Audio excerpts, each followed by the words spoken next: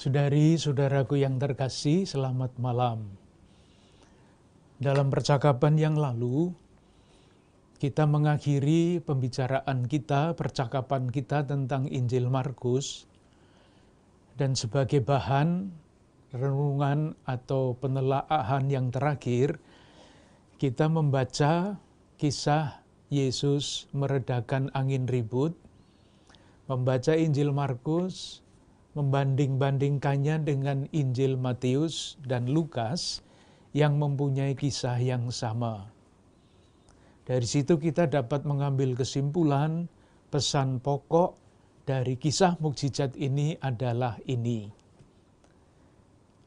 Kemudian perbedaan-perbedaan yang terdapat di dalam Injil Matius ataupun Lukas itu mencerminkan minat atau arah ajakan dari para penginjil yang berbeda-beda itu untuk memperhatikan detail-detail yang memuat pesan yang khas bagi penginjil itu.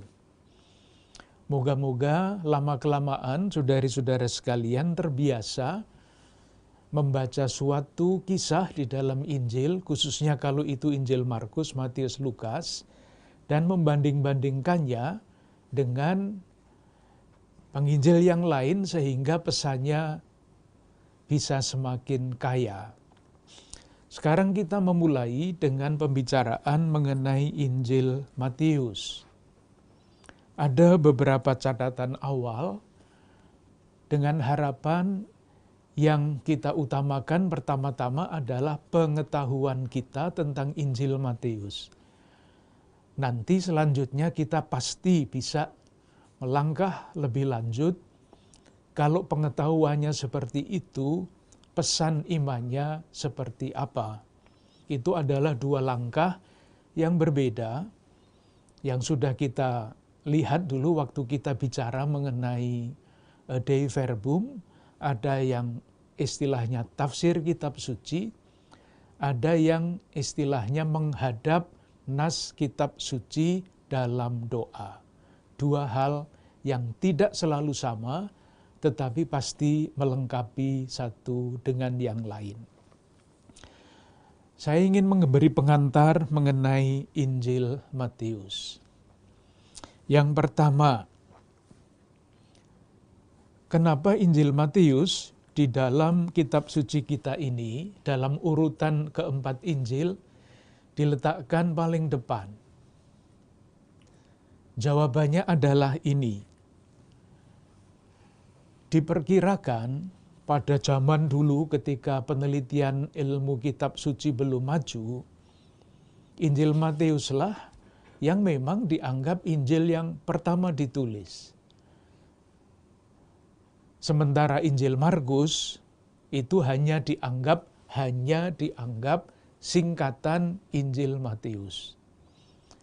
Sehingga pada awal-awal kehidupan gereja, yang paling penting, yang nomor satu, yang paling banyak digunakan adalah Injil Matius. Dan memang tidak tanpa dasar. Misalnya, kita lihat Injil Matius adalah Injil yang babnya paling banyak. Injil Matius itu 28 bab, Injil Lukas 24 bab, Injil Markus 16 bab. Dan hampir semua yang ada di dalam Injil Markus itu ada di dalam Injil Matius. Maka wajar saja bahwa Injil Matius dipakai paling banyak pada awal gereja sebelum sekali lagi ilmu penelitian kitab suci semaju seperti sekarang ini. Alasan yang kedua adalah keteraturan. Di banyak sabda-sabda Yesus yang di dalam Injil lain terpencar-pencar, dijadikan satu secara sistematis. Maka nanti akan kita lihat, kita temukan 5 khotbah mengenai tema yang sama di dalam Injil Matius.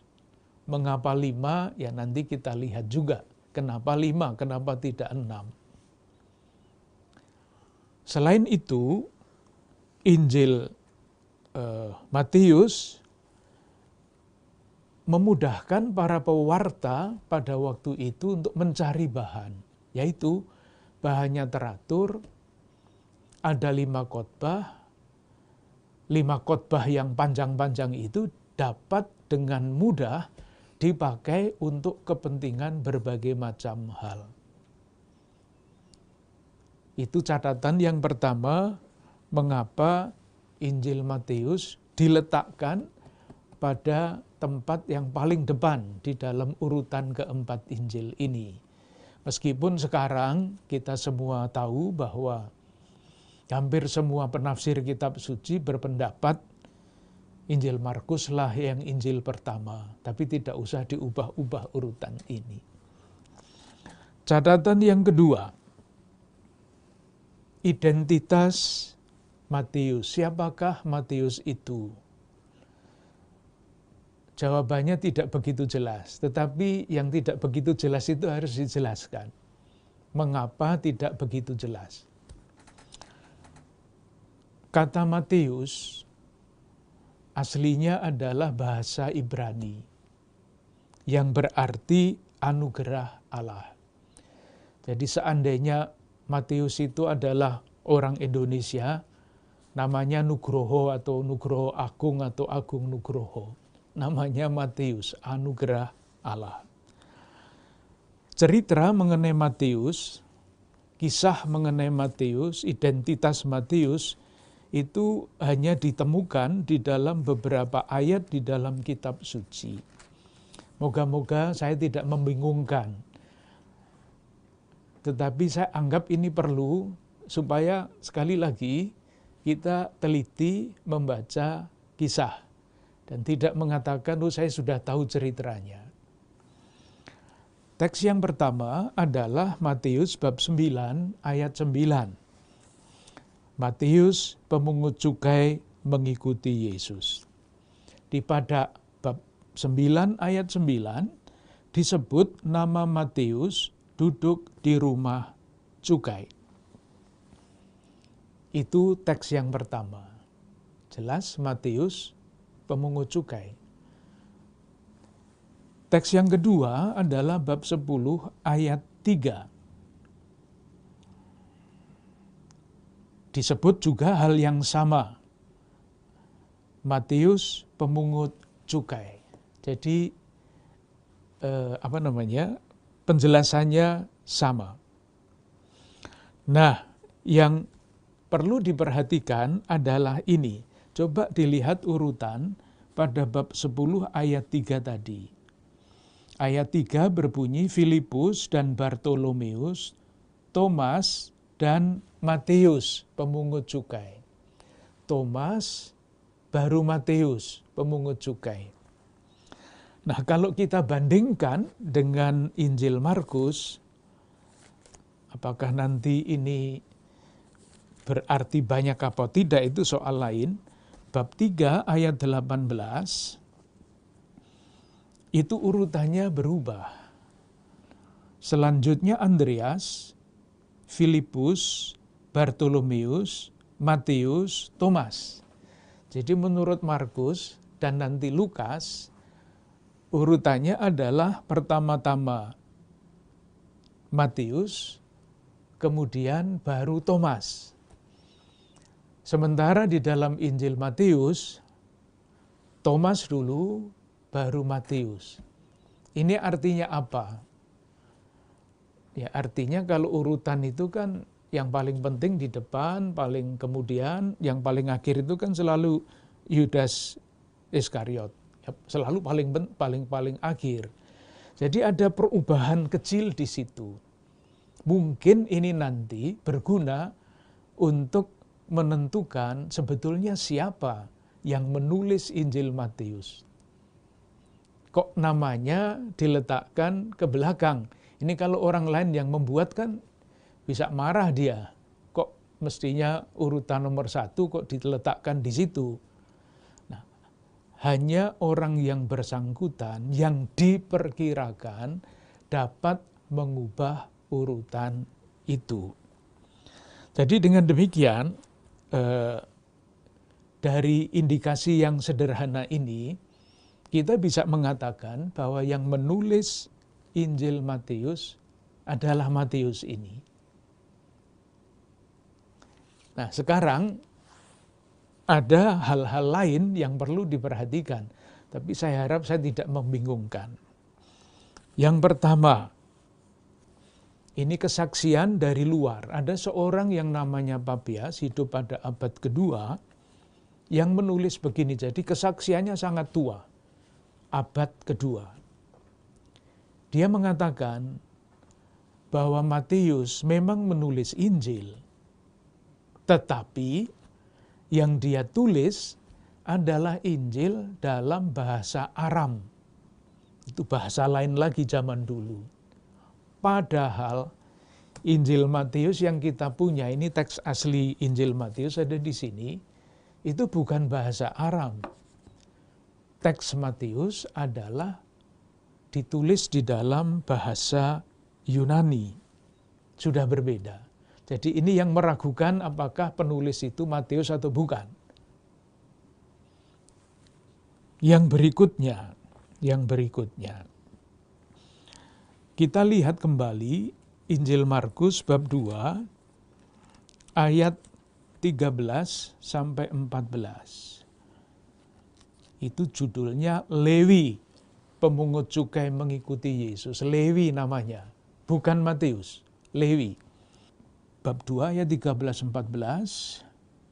Sesudah itu Yesus pergi lagi ke pantai danau dan seluruh orang banyak datang kepadanya. Dan selanjutnya ia melihat Lewi anak Alfeus duduk di rumah cukai.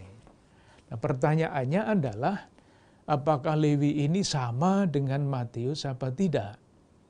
Ketika dipanggil, dua nama ini duduk di tempat cukai, rumah cukai, tetapi orangnya sama apa enggak? Silahkan lihat kembali sekarang Matius bab 10 ayat 1 sampai 4. Bab 10 ayat 1 sampai 4.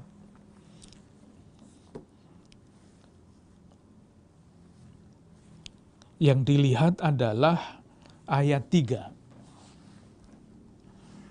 Filipus dan Bartolomeus, Thomas dan Matius pemungut cukai, Yakobus anak Alfeus. Jadi yang disebut anak Alfeus itu bukan Matius, seperti dikatakan di tempat lain. Tadi Markus bab 2 ayat 13-14 itu menyebut yang anak Alfeus itu adalah Matius. Tetapi Matius sendiri di dalam Matius bab 10 ayat 3 yang disebut Alfeus, anak Alfeus itu adalah Yakobus. Jadi ribet bukan? Tetapi tidak apa-apa, itu tidak menentukan keselamatan kita. Siapa yang menulis Injil ini, kalau diingat bahwa pada zaman itu yang namanya pengarang itu tidak punya hak paten. Tidak punya. Kalau sekarang kan mengaku-aku ini tulisan saya kan bisa dituntut. Tapi pada zaman itu, untuk memberi wibawa kepada tulisan, seringkali dipakai nama-nama besar. Ambil saja contoh surat Petrus. Apakah yang menulis sungguh-sungguh Petrus itu tidak penting bagi kita. Tetapi wibawanya, tulisan itu mempunyai wibawa Petrus. Jadi saya hanya menunjukkan satu hal yang sederhana. Ada hal kecil, perbedaan urutan di dalam nama, dan perbedaan, ya memang perbedaan apa, saya tidak tahu karena di teks yang satu yang disebut anak Alfeus itu Matius, di tempat yang lain yang disebut anak Alfeus itu adalah Yakobus. Sekali lagi, tidak sangat jelas, tetapi tidak menentukan kebenaran kitab suci. Ingat, kita berbicara mengenai kebenaran keselamatan, bukan kebenaran hak cipta pengarang. Itu penting. Nah, dengan data-data yang tidak begitu konsisten itu, kita dapat memperkirakan Matius itu pribadi yang seperti apa. Nah, ada beberapa hal yang bisa disampaikan. Siapa identitas penulis Injil Matius itu? Pertama, dia adalah seorang Yahudi yang kemudian menjadi pengikut Kristus. Istilahnya Yahudi Kristen. Dia hidup di lingkungan orang-orang Yahudi, dan yang pasti dia menguasai kitab suci Perjanjian Lama, tradisi hidup bangsanya, dan terampil menjelaskan siapa Yesus Kristus itu dalam terang Perjanjian Lama. Nanti akan kita lihat bagaimana keterampilan dan penguasaan Perjanjian Lama ini mewarnai Injil Matius. Yang kedua, Matius penulis Injil ini adalah seorang yang sungguh-sungguh mampu menulis. Yang biasa dikatakan entah benar entah tidak, ketika Matius itu dipanggil oleh Yesus, bab 9 ayat 9 tadi, ia meninggalkan segala-galanya. Meninggalkan segala-galanya. Hanya satu yang dia bawa, alat tulis. Alat tulis inilah simbol dari kemampuannya untuk menceritakan sesuatu, menuliskan sesuatu dengan cara yang sistematis. Nah, selain itu, selain kemampuan untuk menulis, Matius ini rupa-rupanya juga mempunyai pengalaman akan Allah yang sangat mendalam dan sangat khusus yang mewarnai Injil yang ia tulis. Jadi kalau kita bertanya kepada Matius penulis Injil ini, Bapak Matius, yang Anda rasakan Allah itu seperti apa? Dia akan menjawab dengan tegas dan jelas, lihat Injil saya bab 1 ayat 23 dan bab 28 ayat 20. Itulah ungkapan, keyakinan, dan pemahaman serta pengalaman saya akan Allah, yaitu Allah yang menyertai. Ini khas Matius. Injil Markus tidak bicara mengenai itu, Lukas juga tidak, Yohanes juga tidak. Yesus yang lahir diceritakan pada bab 1 ayat 23, namanya Immanuel, Allah yang menyertai. Itulah pengalamannya dia. Nanti akan kita lihat kenapa pengalaman itu yang sangat mendalam ada di dalam hati Matius. Atau kalau kita ambil yang teks yang paling akhir, bab 28 ayat 20, ketika Yesus mengutus murid-murid untuk mewartakan Injil, janjinya adalah aku akan menyertai kamu sampai akhir zaman. Allah adalah Dia yang menyertai. Dan penyertaan Allah itu nyata di dalam diri Yesus. Pengalaman akan Allah. Selain pengalaman akan Allah, Matius adalah orang yang sungguh-sungguh mempunyai pengalaman di dalam gereja yang baru saja lahir. Pada awal-awal kehidupannya masih abad pertama. Itulah sebabnya nanti akan kita lihat misalnya Matius bab 18 itu seringkali disebut cara hidup di dalam gereja. Nanti akan kita lihat. Jadi, singkat kata, meskipun kita tidak begitu tahu persis pasti siapa Matius, penulis Injil ini, tidak sangat penting, tetapi membaca seluruh Injilnya dari depan sampai belakang, kesimpulan kita adalah itu tadi. Seorang Yahudi Kristen faham betul mengenai perjanjian lama, sehingga mampu membaca hidup Yesus dalam terang perjanjian lama. Dan yang ketiga, mempunyai pengalaman yang mendalam tentang Allah dan keterlibatan di dalam gereja. Itu identitas Matius.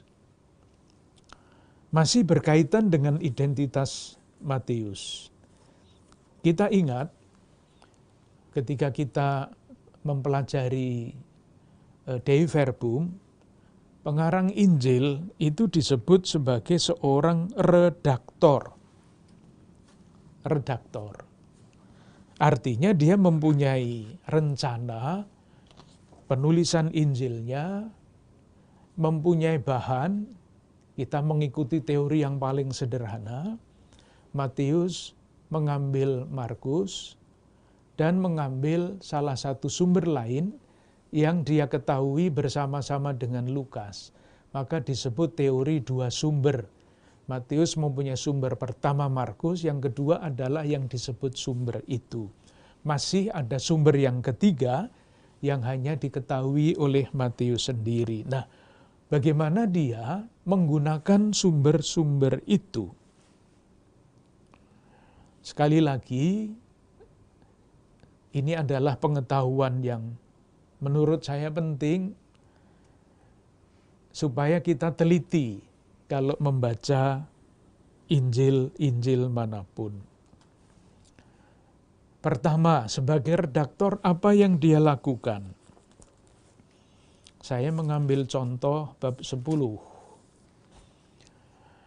Ia mengubah letak kisah.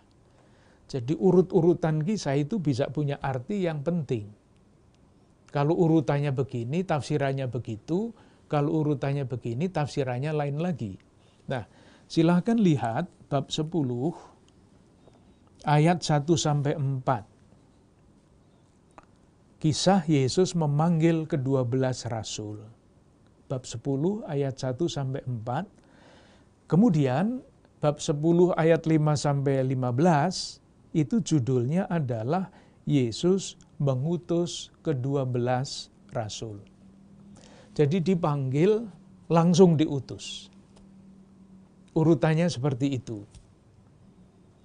Nah, kalau Matius ini pengandaiannya menggunakan Injil Markus, kita lihat pada bab berapa Markus menceritakan panggilan para murid ini.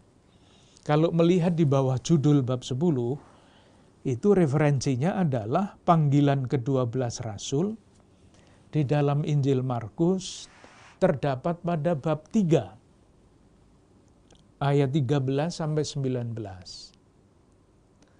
Perutusan ke-12 rasul di dalam Injil Markus kita temukan pada bab 6, ayat 6-13. Jadi yang di dalam Injil Markus pengandaiannya sumber asli berjauhan letaknya bab 3 dan kemudian bab 6. Oleh Lukas yang menggunakan sumber itu letaknya diubah, disambung. Demikian juga di dalam Injil Lukas. Panggilan ke-12 rasul itu terdapat pada Lukas bab 6. Sementara perutusan ke-12 rasul pada Lukas bab 9. Mirip-mirip dengan Markus. Jadi ada selang 3 bab. Dengan demikian kita bisa simpulkan yang mengubah urutan ini adalah Matius. Karena di dalam Injil Markus dan Injil Lukas, kedua bagian itu terpisah. Tentu pertanyaannya adalah kenapa Matius mengubah letak? Ya mungkin jawabannya ya supaya gampang diikuti. Kan dipanggil terus diutus, bukan dipanggil didiamkan dulu baru kemudian diutus. Pasti mempunyai maksud masing-masing.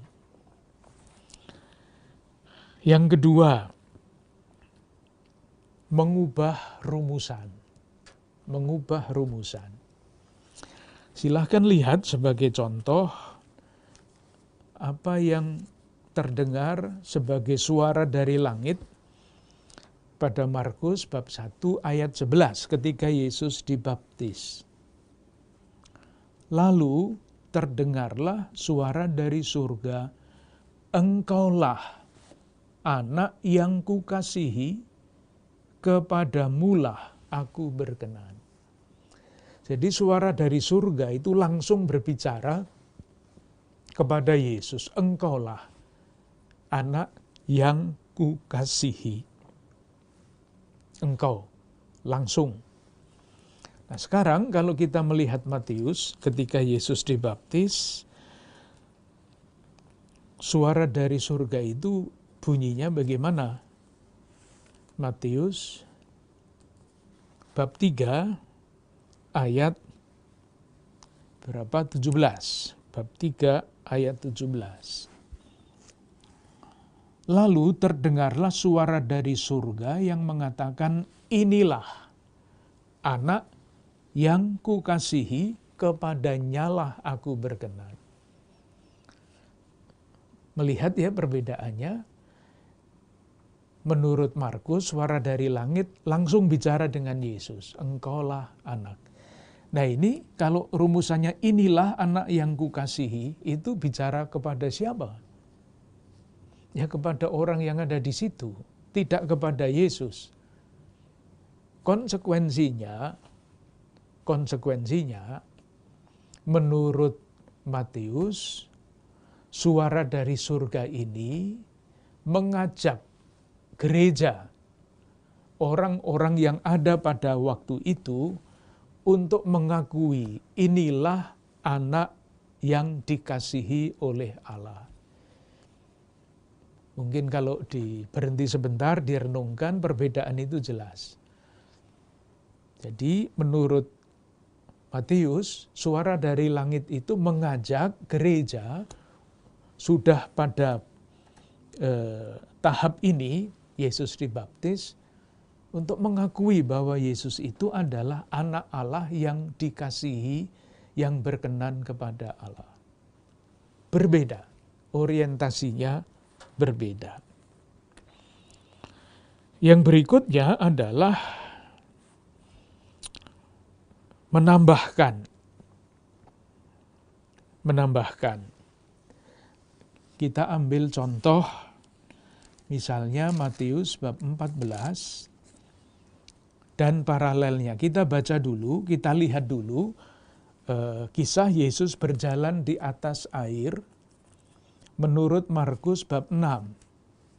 Markus bab 6 ayat 45 sampai 52. 45 sampai 52. Ada ya Yesus berjalan di atas air. Ini kalau dilihat, dihitung ayatnya pun sudah jelas. Di dalam Injil Markus kisahnya hanya 7 ayat. Sementara di dalam Injil Matius kisahnya 8 tambah 3, 11 ayat, lebih panjang. Kalau lebih panjang kenapa? Ya pasti ditambah. Nah, kalau kita membaca Injilnya Markus dan Lukas, sudah Yesus berjalan di atas air, dianggap sebagai hantu, lalu pada ayat 50, sangat terkejut, segera ia berkata kepada mereka, "Tenanglah, aku ini, jangan takut." Lalu kesimpulannya apa? Sebab sesudah peristiwa roti itu, mereka belum juga mengerti dan hati mereka tetap degil. Itu kisah Yesus berjalan di atas air, jadi hanya Yesus saja yang berjalan di atas air, dan kesimpulan dari kisah itu, hati mereka tetap degil. Coba kita lihat apa yang ditambahkan oleh Matius dalam kisah yang sama. Bab 14 ayat 22 sampai 33. Yesus berjalan di atas air masih sama. Lalu ayat 27, tetapi segera Yesus berkata kepada mereka, tenanglah, aku ini, jangan takut. Nah, Matius menambah ayat 28 sampai dengan ayat 31. Persis 3 ayat tambahannya. Kita baca kisah yang menarik ini. Lalu Petrus berseru. Di tempat lain tidak ada Petrusnya. Lalu Petrus berseru dan menjawab dia, Tuhan, apabila engkau itu, suruhlah aku datang kepadamu berjalan di atas air. Kata Yesus, datanglah. Petrus turun dari perahu berjalan di atas air mendapatkan Yesus. Tetapi ketika dirasanya tiupan angin, takutlah ia, Tuhan tolonglah aku. Dan dia mulai tenggelam dan berteriak. Segera Yesus mengulurkan tangannya dan memegang dia dan berkata, hai orang yang kurang percaya. Pertanyaannya, untuk apa Matius menambahkan kisah ini? Dan nanti akan kita lihat, salah satu ciri dari Injil Matius adalah Injil gerejawi, itu cirinya. Nah, Petrus mempunyai peranan penting di dalam gereja. Sudah sejak awal. Nah, ini Petrus ditampilkan sebagai yang kurang percaya. Itu cermin dari gereja yang dilayani oleh Matius. Dipersonifikasikan di dalam diri Petrus, kemudian ditegur. Mengapa, hai orang yang kurang percaya, mengapa engkau bimbang? Gereja yang bimbang. Saya kira mudah dipahami bahwa pada perjalanan waktu yang panjang, kebimbangan itu bisa datang, kekurang percayaan itu bisa datang. Entah itu untuk pribadi, entah itu untuk gereja seluruhnya. Yang menarik adalah ayat 33. Tadi di dalam kisahnya Markus, mereka itu tetap saja tidak percaya. Hati mereka tetap degil, katanya begitu. Sementara di dalam Injil Matius, penutupnya berbeda. Dan orang-orang yang ada di perahu menyembah dia. Katanya, sesungguhnya engkau anak Allah. Lihat kontras yang sangat tajam. Dari satu pihak Petrus itu ditegur, hai orang yang kurang percaya, mengapa engkau bimbang? Itu pimpinan gerejanya ditegur karena seperti itu. Sementara ayat 33, orang-orang yang ada di perahu menyembah dia. Umatnya menyembah, mengakui Yesus. Dan mengakui sesungguhnya engkau anak Allah. Umatnya penuh kepercayaan, pimpinannya kurang percaya. Suatu kritik yang tajam untuk gereja. Itulah sebabnya Matius yang mempunyai pengalaman di dalam gereja menambah pada kisah Yesus berjalan di atas air, Petrus yang juga ingin berjalan di atas air. Untung Yesus itu mengulurkan tangan. Seandainya tidak, Petrus itu sudah tenggelam di dalam dasar Danau Galilea. Kita tidak punya Petrus. Tetapi ingat, bahasa yang dipakai di sini, ini adalah bukan bahasa orang yang berjalan di atas air, tetapi ini adalah bahasa perutusan. Ada juga beberapa bahan dari Injil Markus yang tidak dipakai oleh Matius. Jadi yang tadi kan menambahkan sesuai dengan gambarannya tentang gereja. Tetapi Matius juga tidak menggunakan beberapa bahan yang ada di dalam Markus, menghilangkan. Kenapa? Baru bisa dijawab kalau dilihat salah satu contohnya. Markus bab 8 ayat 22 sampai 26. Markus bab 8 ayat 22 sampai 26. Ini hanya ada di dalam Injil Markus. Nah, sebetulnya pikiran kita kan kalau Matius itu menggunakan Markus, semestinya kisah ini ada di dalam Injil Matius. Nyatanya tidak. Mengapa? Karena Matius sebagai redaktor menghilangkan, tidak memakai. Nah, alasannya apa? Nah, itulah penafsiran. Coba dilihat kisahnya, lalu mungkin ada indikasi mengapa Matius tidak menggunakan kisah ini. Kisah Yesus menyembuhkan orang buta itu tidak terjadi sekali jadi. Jadi gampangannya kisah ini mengurangi gambaran mengenai Yesus yang berkuasa. Penyembuhannya tidak sekali jadi. Coba dilihat ayat 23, Yesus memegang tangan orang buta itu dan membawa dia keluar kampung.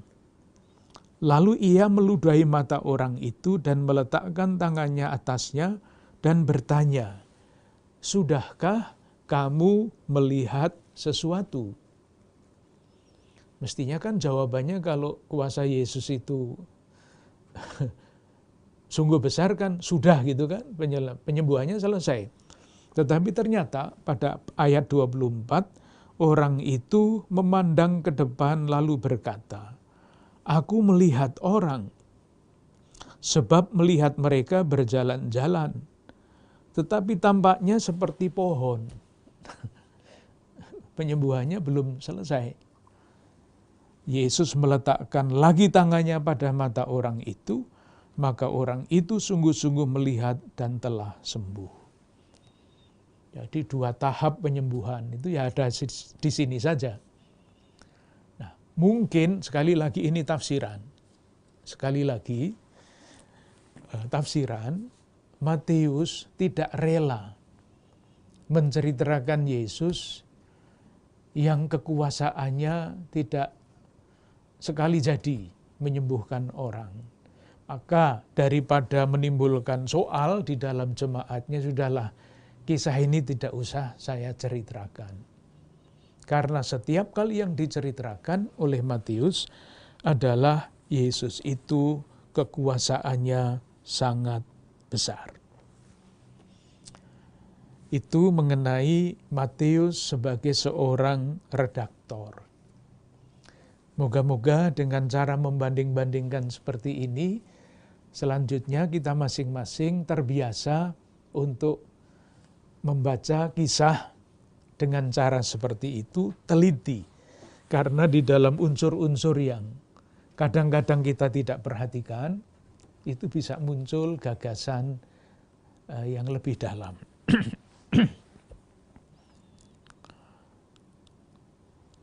Langkah berikutnya, kapan Injil Matius ini ditulis, untuk apa ditulis, dan jemaat seperti apa yang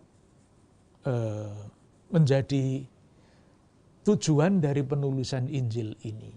Catatannya begini, Injil ini dulu ditulis seperti di dalam Dei Verbum, selalu dikatakan untuk kepentingan gereja-gereja lokal zaman itu.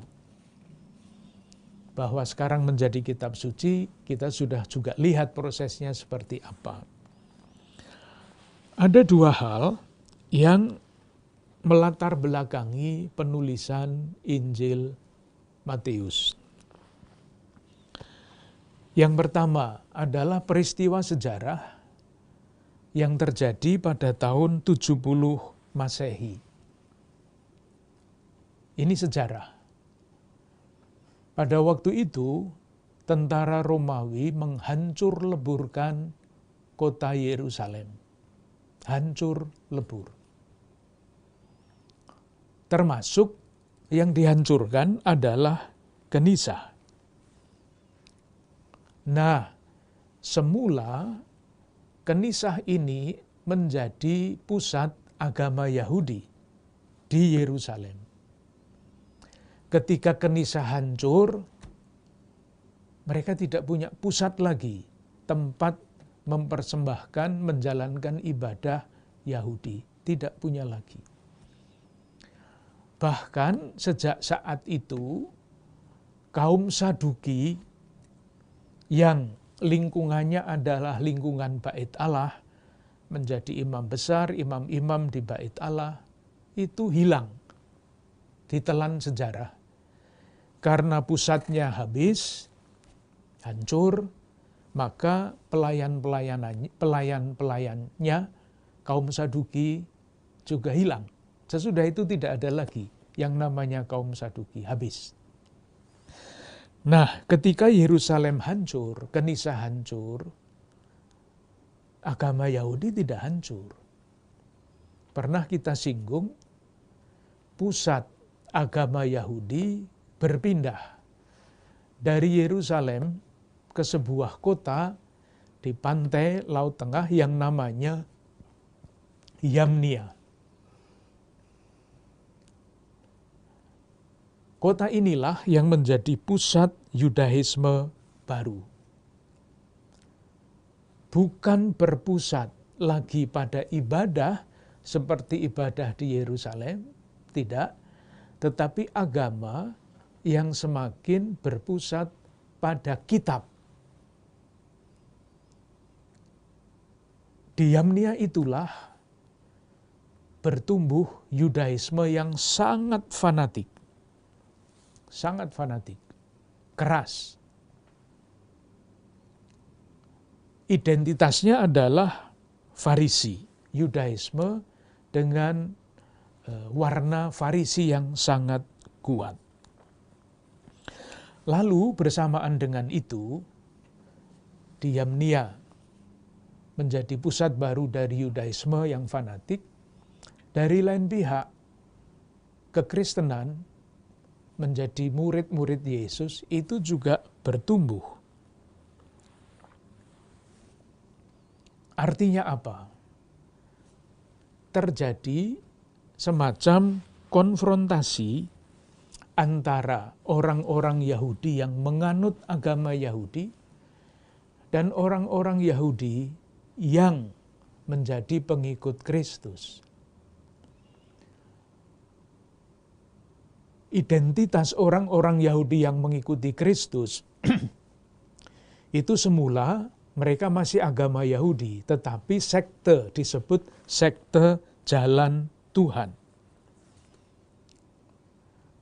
Kita ingat di Antiokhia pengikut-pengikut Kristus bukan lagi disebut orang-orang Yahudi pengikut sekte jalan Tuhan, tetapi untuk pertama kalinya disebut Kristen.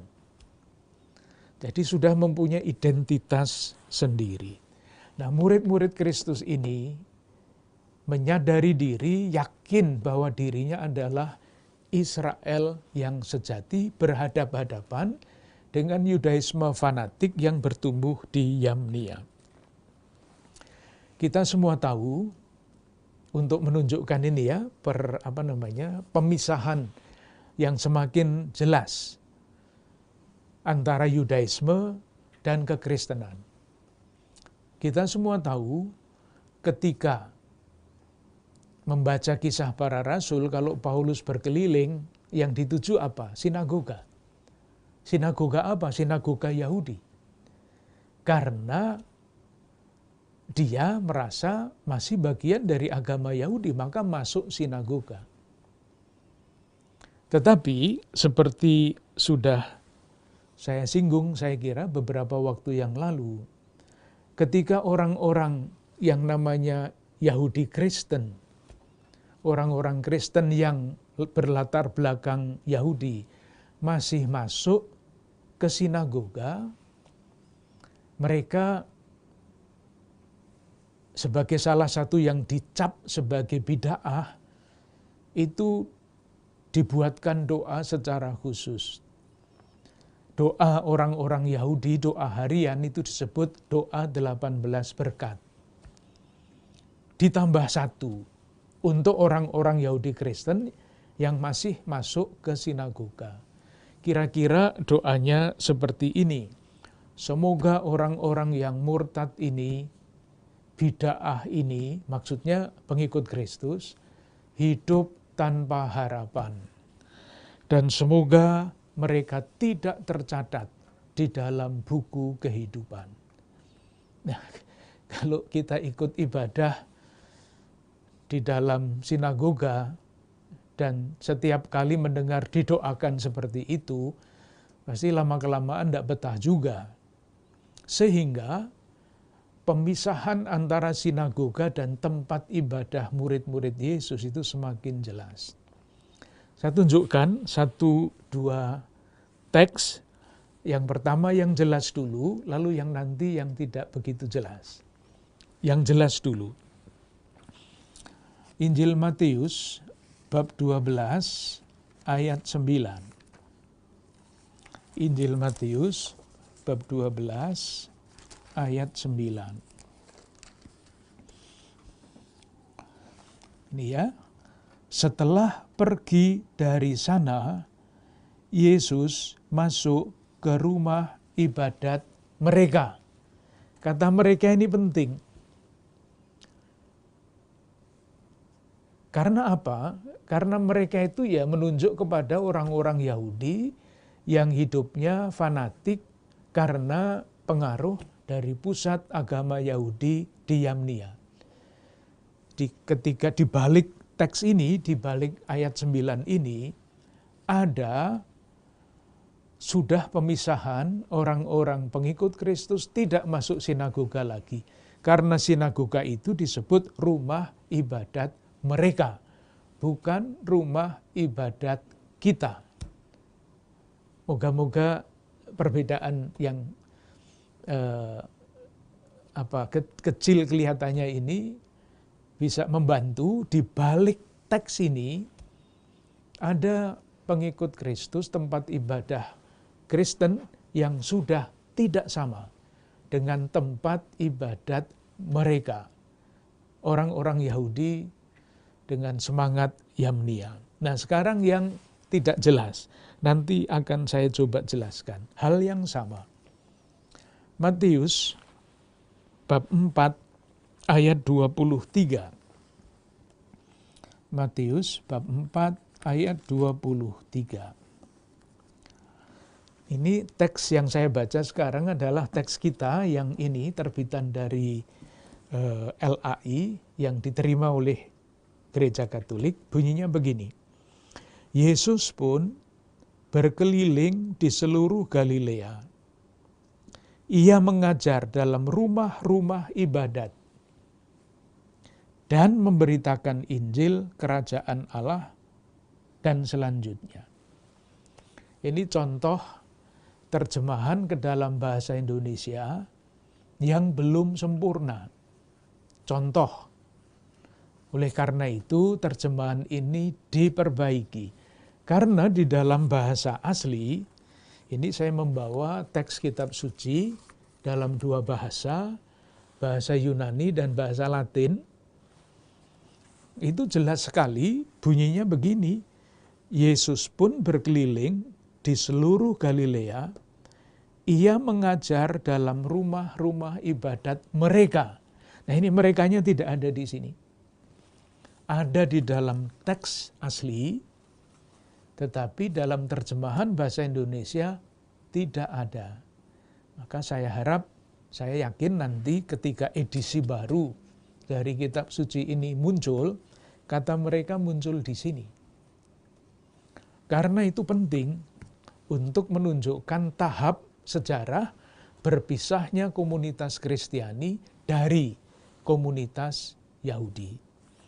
Hal yang sama pada bab 9 ayat 35. Bab 9 ayat 35. Sama persis. Demikianlah Yesus berkeliling ke semua kota dan desa. Ia mengajar dalam rumah-rumah ibadat tanpa mereka.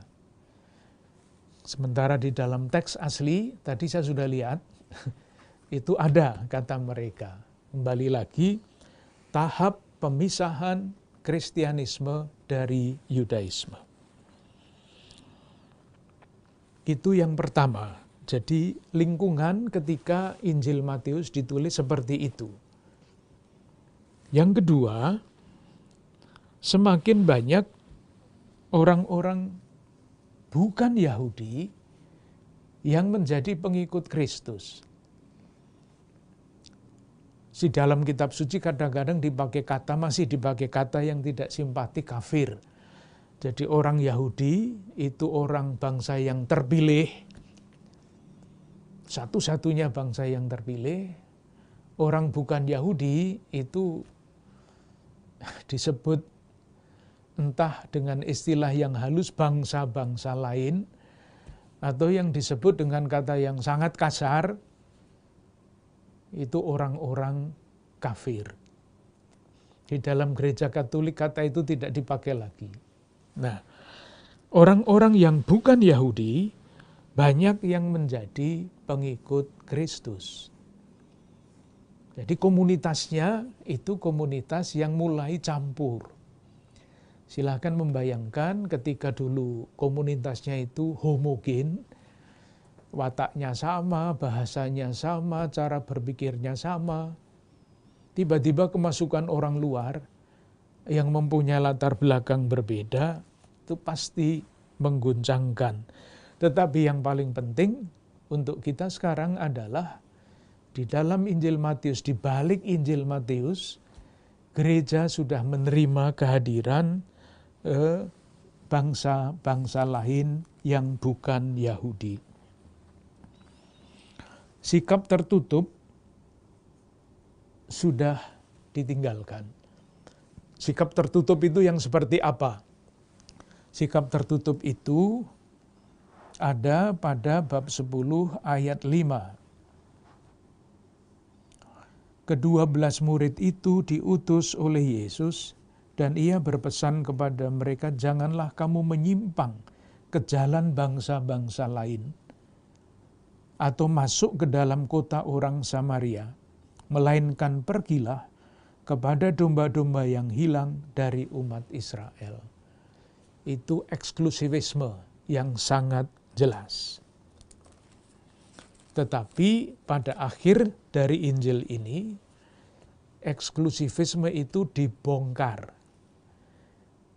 Karena kita semua hafal, Matius bab 28, pesan Yesus yang bangkit itu bunyinya begini.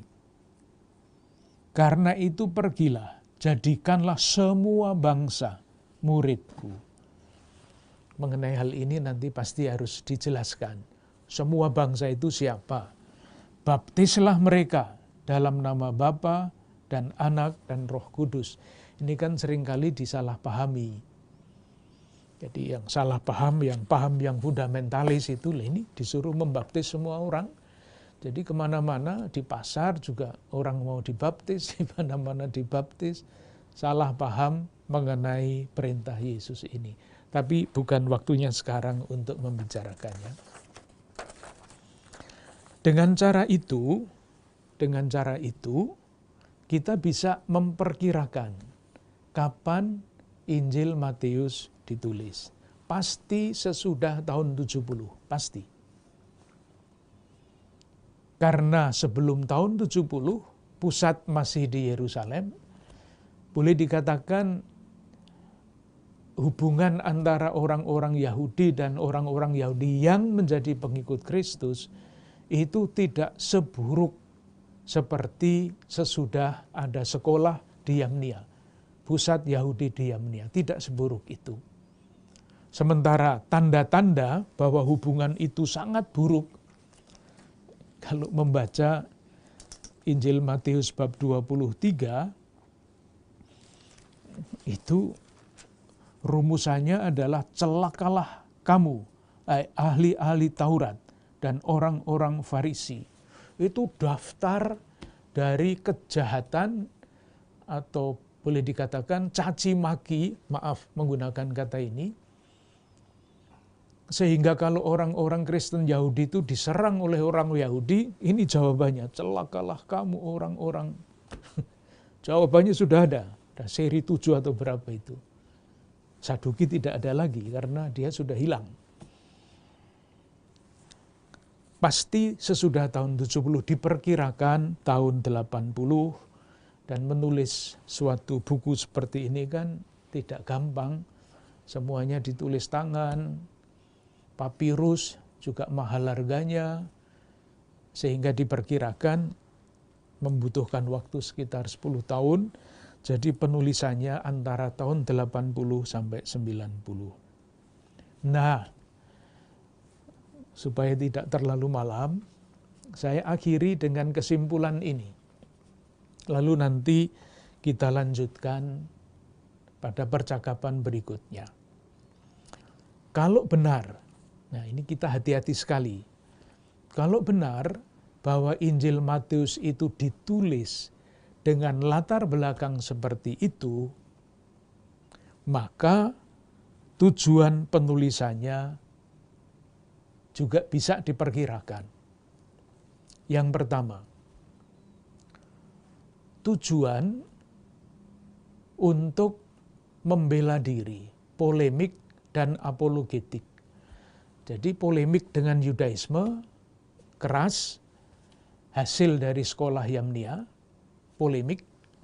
Kalau Yesus menyembuhkan orang, itu Yudaisme mengatakan ini dengan kuasa Beelzebul dia menyembuhkan orang. Itu kan tuduhan. Lalu dijawab, bukan oleh kuasa kepala setan, penghulu setan, tetapi kuasa Allah. Polemik. Itu ada semua di dalam Injil Matius. Dan apologetik, membela, menjawab. Apologetiknya bagaimana? Semua yang berkaitan dengan Yesus, itu intinya dapat dijelaskan dari perjanjian lama. Dan orang-orang Yahudi, itu semuanya pegangannya perjanjian lama. Maka tadi, salah satu ciri dari pribadi Matius adalah orang yang sangat faham tentang perjanjian lama. Jadi kalau berdebat dengan ahli-ahli Taurat dari Yamnia, itu kuat sekali. Nanti akan kita lihat. Yang kedua, jadi ciri apologetik dan polemik itu sangat jelas di dalam Injil Matius. Yang kedua, tadi sudah kita lihat secara tidak sengaja, Petrus ditegur. Hai orang yang kurang percaya, mengapa engkau bimbang? Kurang percaya, pimpinannya kurang percaya. Artinya, jemaat atau gereja Kristus yang ada di balik Injil Matius sering berada di dalam kebimbangan. Tentu nanti kita bertanya kenapa bimbang? Itulah sebabnya nanti kalau kita ambil kristologinya Matius, kenapa bimbang? Yesus kan Allah yang menyertai. Jadi untuk pembinaan jemaat. Menampilkan Yesus sebagai Allah yang menyertai. Selain itu ada khotbah. Ada khotbah di bukit, ada perutusan, ada khotbah gereja, ada perumpamaan. Itu semua di dalam jemaat Matius jelas sekali secara sistematis lebih daripada penginjil Markus dipakai sebagai bahan untuk pembinaan jemaat. Dan yang ketiga, tadi sudah kita lihat orang-orang bukan Yahudi sudah mulai masuk ke dalam gereja. Maka di balik Injil Matius adalah meskipun gereja itu sering bimbang, meskipun terlibat di dalam polemik dengan Yudaisme, tetapi tidak pernah atau sudah sampai kepada kesadaran bahwa gereja harus bermisi, harus mewartakan Injil Kerajaan Allah. Salah satu kunci untuk mengatakan itu ya, hanya di dalam Injil Matius bab 28, di dalam Injil yang lain tidak ada perintah misi yang sangat sangat jelas. Kepadaku telah diberikan kuasa, segala kuasa di surga dan di bumi. Karena itu, pergilah, jadikanlah semua bangsa muridku dan selanjutnya. Ini hanya ada di dalam Injil Matius. Jadi saudari-saudaraku yang terkasih, sekali lagi supaya tidak terlalu malam, kita berhenti di situ. Nanti kita sambung. Moga-moga harapannya latar belakang seperti ini membantu ketika kita membaca Injil Matius atau ketika Injil Matius dibacakan di dalam gereja. Dan bagi kita sendiri, kalau pas membaca sendiri, tidak puas dengan mengatakan, oh ceritanya saya sudah tahu, ini kesalahan yang sangat merugikan. Karena ketika kita mencoba melihat-lihat secara lebih teliti, ternyata banyak hal yang kadang-kadang atau seringkali dilewatkan begitu saja. Selamat malam.